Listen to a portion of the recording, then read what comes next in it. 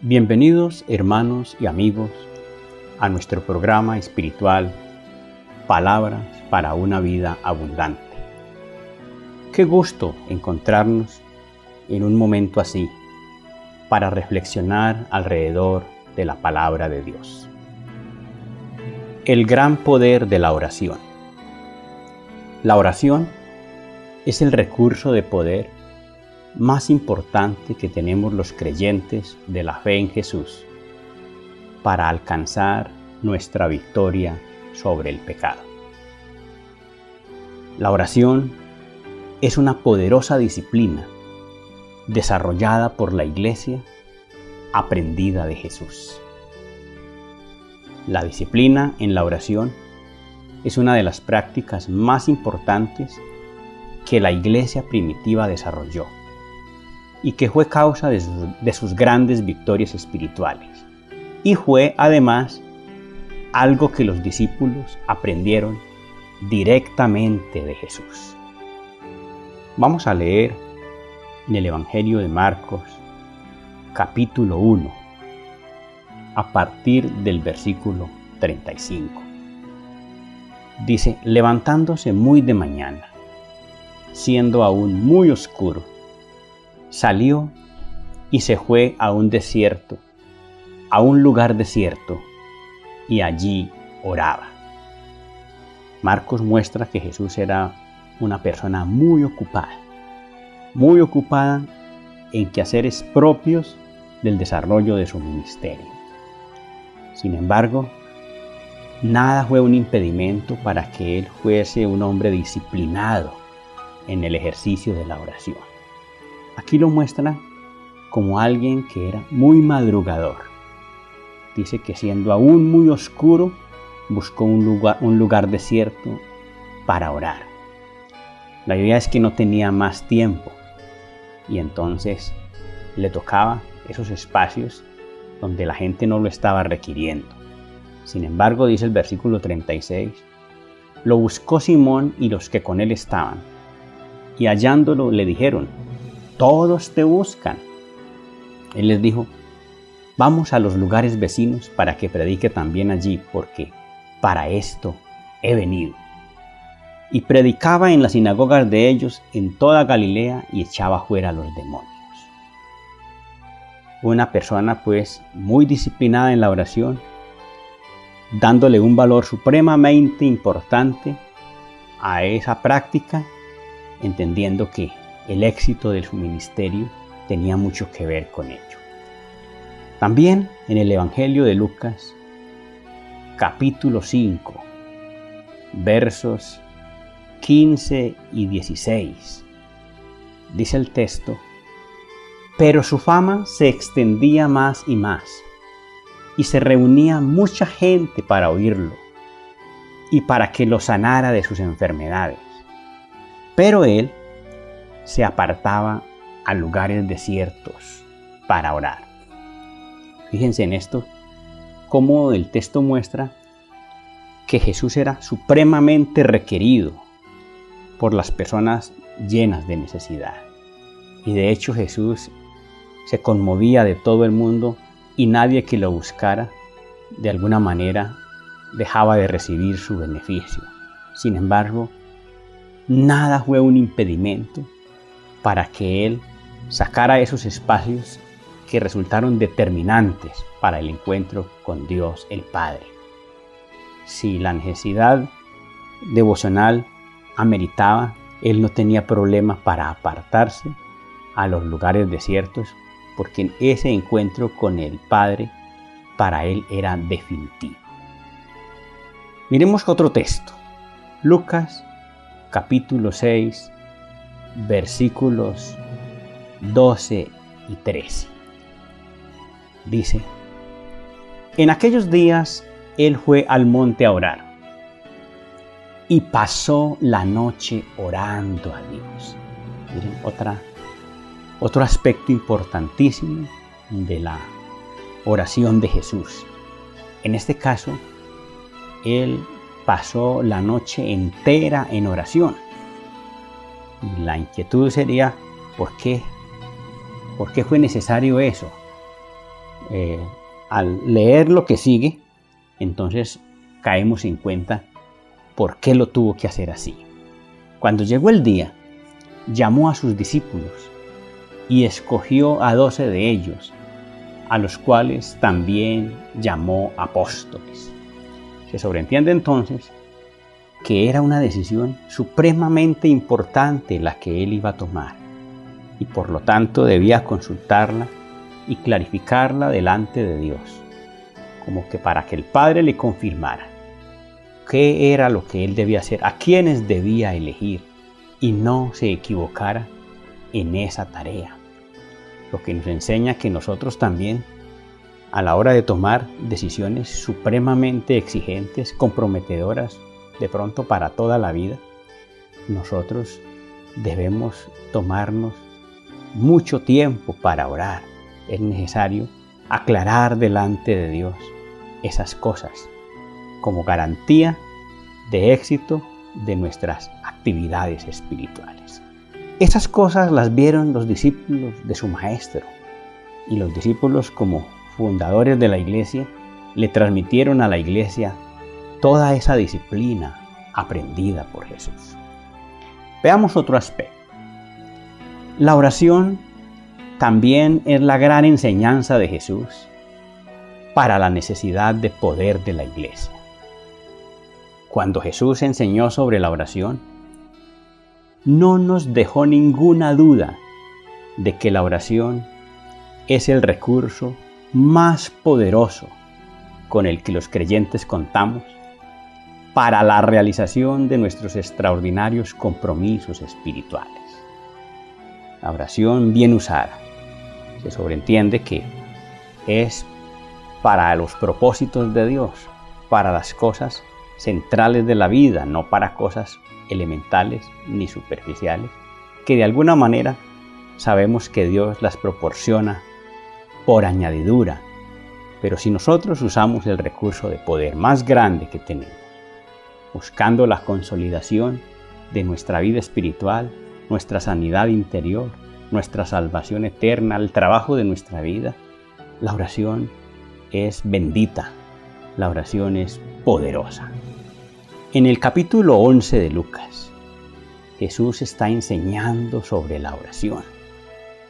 Fíjense que el capítulo comienza diciendo: aconteció que Jesús estaba orando en un lugar, y cuando terminó, uno de sus discípulos le dijo: Señor, enséñanos a orar como también Juan enseñó a sus discípulos. De hecho, viene la enseñanza de Jesús. En este caso, el Padre Nuestro, oración que la Iglesia ha dado muchas enseñanzas alrededor de ella. Pero quiero detenerme particularmente en lo que dice desde el verso 9 hasta el 13.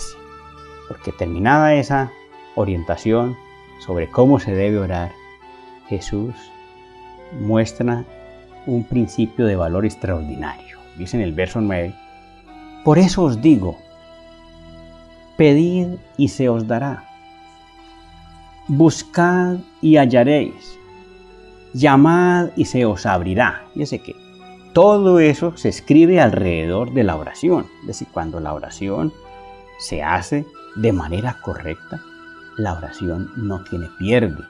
El poder es extraordinario.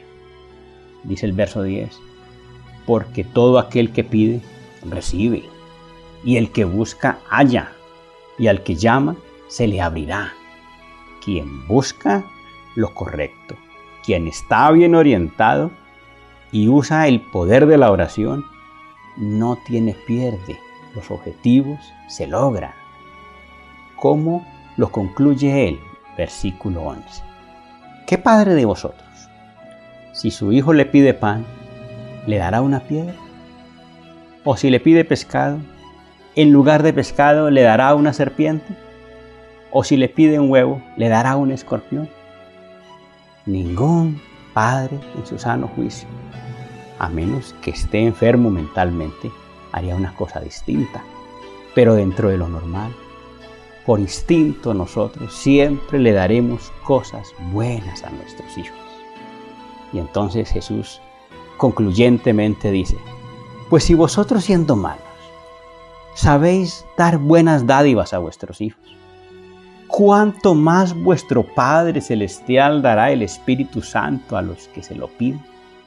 Noten que cuando Lucas concluye esta porción de la enseñanza de Jesús sobre la oración, está mostrando la búsqueda de cosas que son herramientas fundamentales para la victoria nuestra sobre el mal, sobre el pecado. En este caso, el Espíritu Santo como recurso de Dios para vencer todos esos enemigos de nuestra salvación. De manera que si nosotros usamos la oración adecuadamente, no hay absolutamente nada más impactante que ese poder que la oración tiene, confirmándonos las respuestas de Dios. También en Lucas capítulo 18, en el mismo Evangelio de Lucas, en el capítulo 18, hay otra enseñanza sobre la oración. Comienza en el versículo 1 diciendo, también le refirió Jesús una parábola sobre la necesidad de orar siempre y no desmayar. Fíjense, es una parábola extraordinaria que muestra el inmenso poder que tiene la oración. Dice así, había en una ciudad un juez que ni temía a Dios ni respetaba a hombre. Había en aquella ciudad una viuda la cual venía a él diciendo, hazme justicia de mi adversario. Él no quiso por algún tiempo, pero después de esto dijo dentro de sí, aunque ni temo a Dios ni tengo respeto a hombre, sin embargo, porque esta viuda me es molesta, le haré justicia. No sea que viniendo de continuo me agote la paciencia. Y dice Jesús, y dijo el Señor, oíd lo que dijo el juez injusto. Hermanos, es interesantísimo eso. La viuda no tenía poder económico, no tenía poder social. No hay persona más representativa como persona vulnerable de una sociedad como la sociedad hebrea de la época de Cristo que una mujer viuda. Una mujer que no tenía quien le ayudara, no tenía dinero para sobornar a ese juez. Siendo un juez injusto, pues muy posiblemente esperaba algo así. El único recurso de ella era la insistencia. Y entonces, con un hombre injusto le dio resultado. Por eso, la concluyente enseñanza de Jesús es versículos 7 y 8. ¿Y acaso Dios no hará justicia a sus escogidos, que claman a Él día y noche? Oigan eso. Claman a Él día y noche. ¿Qué indica eso? Disciplina. Personas que entienden que en la oración hay un poder inmenso. ¿En dónde estuvo el poder de la viuda? En la insistencia, clamándole a un hombre injusto que le hiciera justicia. En este caso somos nosotros clamándole al ser más justo que hay, el ser perfecto que es nuestro Padre Celestial. Y noten que es el clamor de la oración como disciplina, día y noche. ¿Se tardará en responderles? Os digo que pronto les hará justicia. Pero cuando venga el Hijo del Hombre, ¿hallará fe en la tierra? Entiendan que la disciplina de la oración es un acto de fe.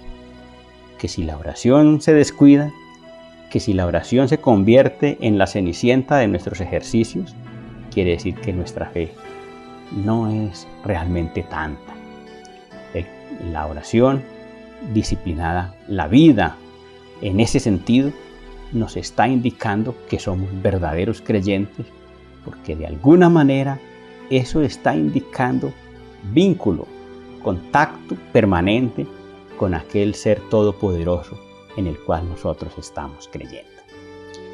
Y como último detalle de esta reflexión, quiero mostrarles que la victoria de Jesús sobre el pecado es una consecuencia del gran poder de la oración. El triunfo de Jesús sobre el pecado es un acto de fe que nos indica que en la gran tarea de los creyentes, por inclinar la balanza en favor de los principios sobre los instintos, lo que hace la diferencia es el poder de la oración.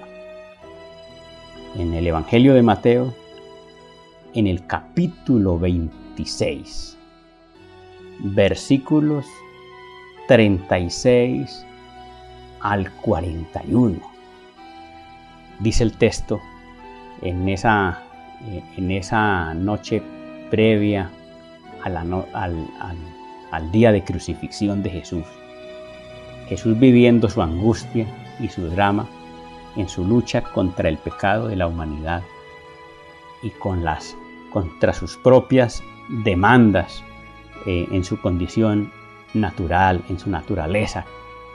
Dice aquí, entonces llegó Jesús con ellos a un lugar que se llama Getsemaní y dijo a sus discípulos, sentaos aquí entre tanto que voy allí y oro. Tomando a Pedro y a los hijos de Zebedeo, comenzó a entristecerse y a angustiarse en gran manera.